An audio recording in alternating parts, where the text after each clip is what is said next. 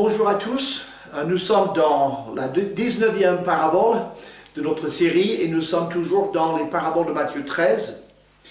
Nous avons vu 4 paraboles jusqu'à présent et là nous sommes sur une série de 2 petites paraboles, celle du trésor et celle de la perle qui vont ensemble. Pourquoi? Parce que ces paraboles ont le même thème. Un homme cherche un objet de valeur, que ce soit un trésor ou une perle. Il vend tout ce qu'il a pour l'acheter et fait cette démarche dans une joie profonde. Pour lui, posséder ce trésor, posséder cette perle, c'est l'objectif suprême de sa vie. Nous lisons « Le royaume des cieux », verset 44, est encore semblable à un trésor caché dans un champ. L'homme qui l'a trouvé le cache et dans sa joie, il va vendre tout ce qu'il a et achète ce champ. Jésus dit, le royaume des cieux est semblable à. Souvenons-nous, le royaume des cieux, c'est l'intervention de Jésus dans le monde. Dans un premier temps, il est né d'une vierge à Bethléem, il se présente à Israël, il meurt, il ressuscite, il remonte au ciel, et puis il y a toute cette période conduite par le Saint-Esprit entre sa première venue et son retour. Et à son retour glorieux, il va battre l'Antichrist, juger l'humanité, établir son règne de paix sur la terre. Donc la question qui se pose pour nous aujourd'hui, c'est comment ce verset 44, ce trésor caché dans un champ, comment est-ce qu'elle illustre le royaume des cieux? Il faut noter qu'à partir de cette parabole, Jésus se trouve dans une maison en présence seulement de ses disciples. Les 4 premières paraboles parlaient de son message et du rejet de son message ou de la falsification de son message. Dans la première parabole, la parabole du semeur, 3 terrains sur 4 ne portent pas de fruits. Dans la deuxième parabole, l'ennemi sème de l'ivraie, des faux chrétiens se mélangent aux vrais chrétiens. Dans la troisième parabole du grain de sénévé, ce qui commence tout petit devient quelque chose d'énorme, de monstrueux, où se logent les oiseaux du ciel. Dans la 4e parabole, les 3 mesures de farine, quelqu'un y met de la levure, et donc le faux enseignement est mélangé au vrai enseignement, et ça fait lever toute la pâte. Donc, toutes ces paraboles sont un peu tristes, puisque ça montre qu'il y aura des gros problèmes, l'attaque de l'ennemi sur Jésus, sur son message, et sur tout ce qui se fait en son nom. Mais maintenant, dans la maison, avec ses disciples, Jésus, par ces 2 paraboles, va leur montrer la valeur du royaume des cieux, le trésor, la perle, pourquoi il est venu. Et cet encouragement va aider, stimuler les disciples qui, eux, auront comme mission d'annoncer l'évangile après le départ de Jésus-Christ. Dans cette parabole que nous venons de lire, donc, il y a des symboles, il y a un homme et un champ. Nous sommes en Matthieu 13. Le champ représente toujours le monde et l'homme représente toujours Jésus-Christ. Après, il reste à déterminer qu'est-ce que c'est que ce trésor. Mais le champ et l'homme, c'est assez clair. Mais si on ne tient pas compte de ces symboles et de ce que Jésus a déjà expliqué, on peut arriver à d'autres interprétations. Par exemple, certains pensent que le trésor caché dans le champ, c'est Jésus-Christ. Que le champ représente la Bible et que l'homme, c'est le pécheur qui vient étudier la Bible pour y trouver Jésus-Christ. Seulement, le problème, c'est que le pécheur n'achète rien pour obtenir Jésus-Christ. Ce n'est pas le pécheur qui se sacrifie pour trouver Christ. C'est Christ qui s'est sacrifié pour nous racheter. Nous ne payons pas pour obtenir Jésus-Christ. C'est Jésus qui a payé pour faire de nous son peuple. Donc, cette interprétation ne colle pas ni au symbole du contexte, ni à la doctrine de la Bible. Selon d'autres, le champ représenterait la chrétienté, tout ce qui se réclame de Christ, et le trésor dans le champ, les vrais rachetés. Seulement, Ici, l'homme, il achète tout le champ. Mais est-ce que Jésus n'est mort que pour la chrétienté? Est-ce qu'il n'est mort que pour ceux qui se réclament de lui? La Bible est très claire, Jésus est mort pour les péchés du monde entier. Tous les hommes, même ceux qui ne se réclament pas de son nom. En Jean chapitre 2, verset 2, Jésus est la victime expiatoire, non seulement pour nos péchés, mais pour ceux du monde entier. Alors maintenant, passons, après avoir vu les symboles de cette parabole, il nous faut arriver à savoir ce qu'est ce trésor, le sens de la parabole. D'abord, le trésor, c'est le royaume des cieux. Le royaume des cieux, le trésor du royaume des cieux est caché dans un champ. Le trésor pour le Seigneur, c'est toujours des hommes et des femmes. Ce sont des rachetés. L'Église est le trésor du Seigneur. Dans l'Ancien Testament, il y avait des rachetés. Il y a des rachetés aujourd'hui dans la période de l'Église. Il y aura des rachetés de la tribulation avant le retour de Jésus en gloire. Mais ce qui est curieux et ce qui distingue cette parabole des autres, c'est que le trésor est déjà caché dans le champ. L'homme vient dans ce champ, il trouve le trésor qui est déjà caché, il s'en va acheter le champ. D'abord, après avoir trouvé le trésor caché, il le recache et puis il a acheté le champ. Et donc, le champ et le trésor lui appartiennent. Ce qui est curieux, justement, c'est que le trésor existe déjà dans le champ, qu'il le découvre, et ensuite, il recache le trésor pour aller acheter le champ. Qu'est-ce que ça peut vouloir dire? Si le trésor, ce sont les rachetés, ça pourrait vouloir dire que les rachetés sont déjà dans le monde avant que Jésus ne paye pour les péchés du monde. Eh bien, c'est tout à fait le cas. Nous avons les rachetés de l'ancienne alliance, c'est-à-dire Abraham, David, Moïse et tant d'autres. Ils ont placé leur confiance en l'Éternel. Ils ont été justifiés par la foi. En Genèse chapitre 15, verset 6, Abraham crut à l'Éternel qu'il le lui imputa à justice. Il a exercé sa foi et Dieu l'a déclaré juste. C'est la justification par la foi, comme vous et moi. Tous les saints de l'Ancien Testament ont été justifiés par la foi en Dieu, tout comme nous sommes justifiés par notre foi dans Dieu le Fils et son sacrifice. Et donc ces rachetés constituent un trésor qui appartiennent à Dieu, qui sont cachés dans le monde, mais ils n'étaient pas encore rachetés par le sang du Christ. Leur péché était couvert par le sacrifice des animaux. Ces héros de la foi, on en a toute une présentation en Hébreux chapitre 11. Et comme vous le savez, Hébreux chapitre 11, verset 1, la foi est une ferme assurance de choses qu'on espère, une démonstration de celles qu'on ne voit pas. Donc, les hommes de foi de l'Ancien Testament croyaient à ce Dieu invisible et ont pris position pour l'Éternel. Ils croyaient à une rédemption, même s'ils ne comprenaient pas comment cela se passerait. Pourtant, nous avons des types et des symboles que nous, on comprend aujourd'hui. Par exemple, Abraham a amené son fils et a levé le couteau pour le sacrifier, son propre fils. Quelle image de Jésus qui sera mis à mort par Dieu le Père pour nos péchés, par la main des Romains bien entendu, mais selon le plan de Dieu pour nous sauver de nos péchés.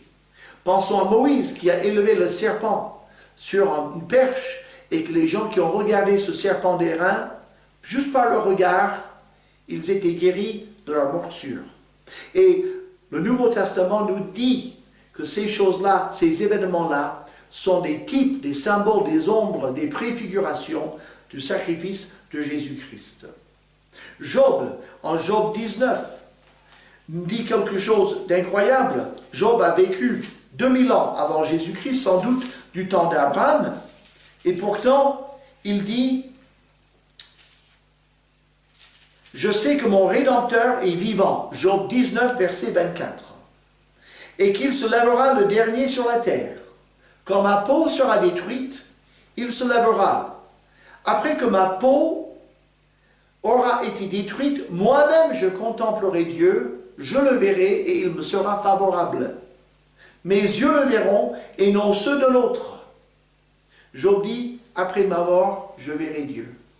Après ma mort, je ressusciterai et avec mes yeux, je verrai Dieu et il me sera favorable. Voilà un langage de foi. Je crois que j'ai un Rédempteur qui me ressuscitera et avec lequel je passerai l'éternité.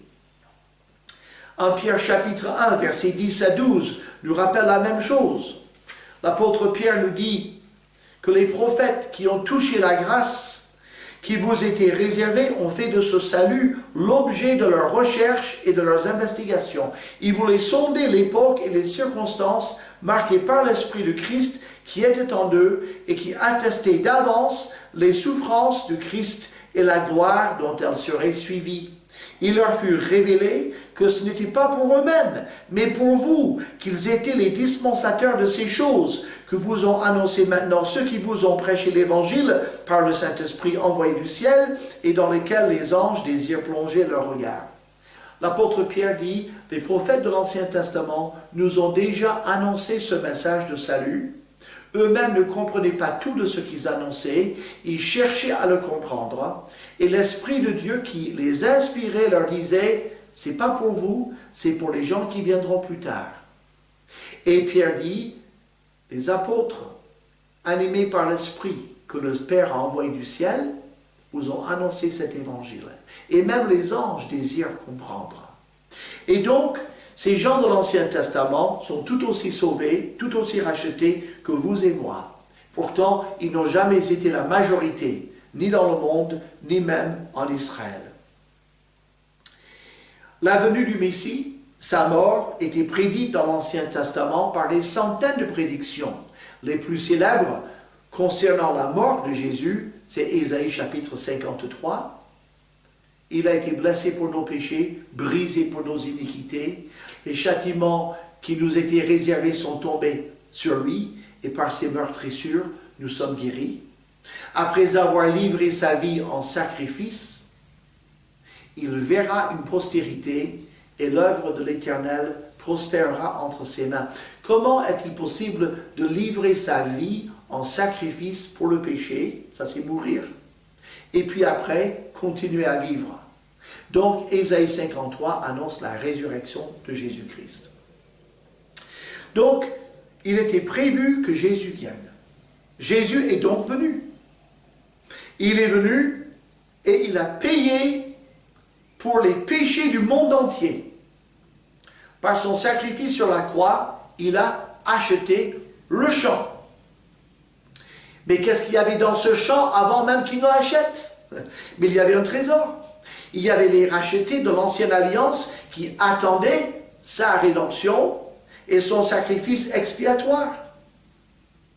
Déjà en Jérémie 31 et verset 31, Jérémie dit de la part de l'Éternel, « Voici, j'établirai avec la maison d'Israël, la maison de Juda, une alliance nouvelle. Non pas comme l'alliance que j'ai traitée avec eux quand je les ai sortis du pays d'Égypte. » Il parle des 10 commandements de Sinaï. Mais il dit, la nouvelle alliance, je mettrai ma loi dans leur cœur, et nul ne dira à son prochain, connaissez l'Éternel, car tous me connaîtront. Et il dit, et je pardonnerai leurs péchés, et je ne me souviendrai plus de leurs iniquités. Donc, à travers la nouvelle alliance, prédite déjà par Jérémie, l'Éternel nous garantit qu'il nous donnera le Saint-Esprit, et qu'il pardonnera définitivement tous nos péchés. Ça, c'est des rachetés de l'ancienne alliance qui attendaient que l'homme vienne acheter le champ, payer pour les péchés de toute l'humanité, pour payer pour leurs péchés et pour avoir ce trésor-là, pour racheter ces saints, c'est l'Ancien Testament qui était déjà caché dans le champ, mais dont le champ n'avait pas encore été acheté. Mais on peut dire en même temps, et par extension, le Seigneur Jésus, s'agissant des rachetés, notamment parmi le peuple juif, il a constitué l'Église à Jérusalem et le nombre des croyants a augmenté rapidement, 3000 âmes le premier jour, le jour de la Pentecôte, et ensuite des milliers d'autres, tous les jours les gens se convertissaient, et puis la persécution a sévi. Et en Actes chapitre 8, verset 1 et verset 4, il dit, en ce temps-là, une persécution est venue contre l'église de Jérusalem, et les disciples sont partis dans toutes les directions, annonçant la parole. Et donc, la persécution des Juifs à Jérusalem a obligé les croyants juifs à se cacher dans le champ, à partir et à annoncer l'évangile. Mais dans un autre sens, Jésus a également caché le peuple d'Israël dans le champ, c'est-à-dire il les a répartis dans le monde entier. Comment se fait-il? C'était un jugement.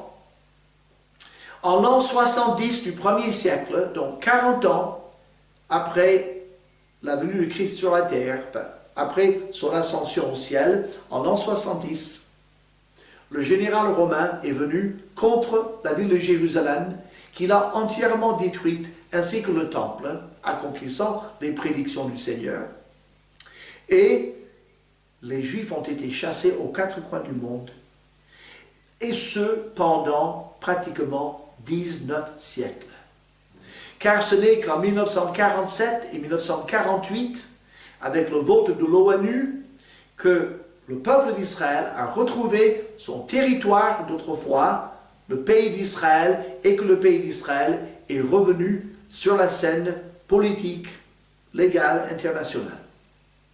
Ésaïe 66 prédit cela. Ésaïe dit dans son dernier chapitre, verset 8, « Un pays peut-il l'être en un jour ? Et pourtant, avant d'éprouver des douleurs de l'enfantement, Sion a enfanté. » Autrement dit, Ésaïe prédit que le peuple d'Israël, à la fin des temps, renaîtrait en un jour. Et ça, c'est fait par un vote des Nations Unies. Et donc, Jésus avait ce trésor caché dans le champ, avant même de racheter le champ. Il l'a trouvé, il est allé dans sa joie acheter le champ, payer pour les péchés du monde entier, pour avoir le trésor, les rachetés de l'Ancien Testament. Mais plus largement, il a payé les péchés de tous les hommes pour avoir ce trésor, que ce soit le peuple juif racheté, que ce soit l'Église dans le temps actuel, mais même dans la tribulation, le Seigneur va cacher encore son trésor dans le champ. Nous lisons en Apocalypse chapitre 12, c'est des détails étonnants. Nous sommes en pleine tribulation, l'Antéchrist règne, il fait ce qu'il veut, et nous avons une prédiction étonnante. Dans le verset 1er de Apocalypse chapitre 12, une femme enveloppée du soleil, la lune sous ses pieds, et une couronne de 12 étoiles sur sa tête est enceinte. Elle criait, étant en travail et dans les douleurs de l'enfantement. Un autre signe parut dans le ciel, c'était un grand dragon rouge feu, ayant 7 têtes et 10 cornes, et sur ses têtes 7 diadèmes. Sa queue entraînait le tiers des étoiles du ciel et les jetait sur la terre. C'est Satan. Le dragon se tint devant la femme qui allait enfanter afin de dévorer son enfant lorsqu'elle aurait enfanté. Ça, c'est Satan dirigeant Hérode pour détruire l'enfant dès sa naissance. Elle enfanta son fils, un fils, qui doit paître toutes les nations avec une verge de fer. Ça, c'est Jésus qui va régner sur la terre. Et son enfant fut enlevé vers Dieu et vers son trône. Jésus a accompli toute sa vie et puis est remonté au ciel vers le trône de Dieu. Et la femme s'enfuit dans le désert où elle avait un lieu préparé par Dieu afin d'y être nourrie pendant 1260 jours. Et donc on passe de la vie de Jésus et de son ascension, verset 5 d'Apocalypse 12, verset 6, c'est le temps de la tribulation, où la femme, qui représente toujours Israël, sera cachée pendant 1260 jours, 3 ans et demi. Verset 13, quand le dragon vit qu'il avait été précipité sur la terre, parce que le Seigneur va précipiter le dragon sur la terre au milieu de la tribulation. Il poursuivit la femme qui avait enfanté le fils. Il va donc poursuivre le peuple d'Israël pour essayer de le détruire. Et les deux ailes du grand aigle furent données à la femme, Israël, afin qu'elle s'envole au désert vers son lieu où elle est nourrie un temps, des temps et la moitié d'un temps, loin de la face du serpent. Là, nous avons un temps, un an, des temps, 2 ans, la moitié d'un temps, une demi-année, 3 ans et demi, 1260 jours, c'est la même chose. Pendant 3 ans et demi, la deuxième partie de la tribulation, le Seigneur va protéger le faible reste d'Israël pour que Satan ne puisse pas le détruire, parce que ce faible reste va se convertir et va entrer dans le millénium. Mais on voit pourtant l'effort pour détruire cette femme. Verset 15, « Et de sa gueule, le serpent lança de l'eau comme un fleuve derrière la femme, afin de l'entraîner par le fleuve. Mais la terre secourut la femme, elle ouvrit sa bouche et engloutit le fleuve que le dragon avait lancé de sa gueule.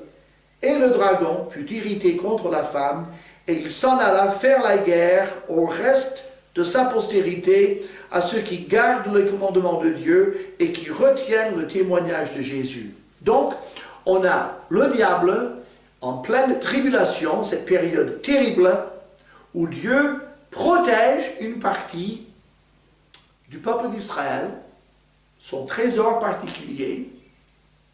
Il les met dans un endroit où Satan ne puisse pas les atteindre, et il les égarde pendant 3 ans et demi. Et là, on a encore un accomplissement de cette prédiction de Jésus. L'homme voit un trésor des rachetés, caché dans un champ, le monde. Et une fois qu'il a trouvé ce trésor, il le recache, puis il va acheter ce champ. Et donc, il y a toujours eu, depuis tout temps, un faible reste selon l'élection de la grâce. Et nous terminons avec Romains chapitre 11. La question qui se pose parfois, c'est, puisque le Seigneur a fait l'Église existe aujourd'hui, est-ce que Israël a encore un avenir? Est-ce que Dieu a renoncé totalement à ce peuple qu'il avait pourtant élu? Et l'apôtre Paul répond de manière magistrale à cette question. Verset 1er de Romains chapitre 11, je dis donc, Dieu a-t-il rejeté son peuple? Loin de là. Car moi aussi je suis israélite de la postérité d'Abraham, de la tribu de Benjamin. Dieu n'a point rejeté son peuple. Et puis il cite dans les versets 2, 3 et 4 du temps d'Élie, quand il y avait le roi Akab. C'était un moment sombre. Et Dieu dit à Élie, tu n'es pas tout seul, il y a encore 7000 hommes qui n'ont pas fléchi les genoux devant Baal. Dieu dit à Élie, il y a toujours eu des gens qui me sont restés fidèles, même dans les pires moments. Verset 5, de même aussi dans le temps présent, dit Paul, dans le temps de l'Église, il y a un reste selon l'élection de la grâce. Il y a encore des Juifs qui croient en Jésus-Christ et qui font partie des rachetés. Ensuite, l'apôtre Paul dit non seulement il y en a eu dans l'Ancienne Alliance, dans l'Ancien Testament, non seulement il y en a aujourd'hui dans l'Église, mais il y a dans l'avenir un faible reste, une élection de la grâce. Et verset 12, l'apôtre Paul dit, si leur chute, la chute des Israélites, a été la richesse du monde, c'est-à-dire le fait qu'Israël ait rejeté Jésus et ait beaucoup souffert de ce rejet, mais par cela, l'évangile a été donné aux païens et l'Église s'est formée, dont nous, on est bénéficiaires de son salut, et leur amoindrissement, la richesse des païens, combien plus en sera-t-il quand ils se convertiront tous? Donc l'apôtre Paul dit, un jour, tout Israël se convertira. Aujourd'hui, la majorité est réfractaire, ne veut pas de Jésus, mais un jour, tout Israël se convertira. Dans le verset 23, il continue. Eux de même, Israël de même, les rachetés d'Israël, s'ils ne persistent pas dans l'incrédulité, s'ils placent leur foi, ils seront greffés, car Dieu est puissant pour les greffer de nouveau. C'est-à-dire, Dieu avait donné la révélation de lui-même au peuple d'Israël. Le peuple d'Israël, globalement, a rejeté le Messie. Le Messie a donc constitué une église composée de juifs et de païens. Mais quand Israël se reconvertit, se convertit à Christ, se repent, ils seront regreffés dans les richesses de Dieu. Verset 25, l'apôtre Paul nous dit « Je ne veux pas, frères, que vous ignoriez ce mystère, afin que vous ne vous regardiez point comme sages. Une partie d'Israël est tombée dans l'endurcissement jusqu'à ce que la totalité des païens soit entrée, et ainsi tout Israël sera sauvé. » Donc, Israël, ce trésor, caché dans un champ, les rachetés cachés dans le champ avant que l'homme vienne acheter le champ. L'homme, il achète le champ, mais il recache le trésor dans le champ. Et nous y voyons les rachetés de l'Ancien Testament déjà dans le champ, les rachetés du Nouveau Testament une fois qu'il a acheté le champ, mais les rachetés qui va cacher, comme on l'a vu, pendant la tribulation, dans un lieu désert, pendant 3 ans et demi. Et un jour, le faible reste, l'élection de la grâce, vont se convertir, tous, et vont constituer le trésor complet du Seigneur Jésus. Autrement dit, les rachetés de tous les âges sont le trésor de leur Sauveur. Nous faisons partie de ce trésor et nous partagerons sa gloire. Jésus a payé pour que tous soient sauvés. Mais il n'y a que ceux qui placent leur foi et leur confiance en lui qui en bénéficient. Qu'en est-il de vous? Que le Seigneur vous bénisse. Amen.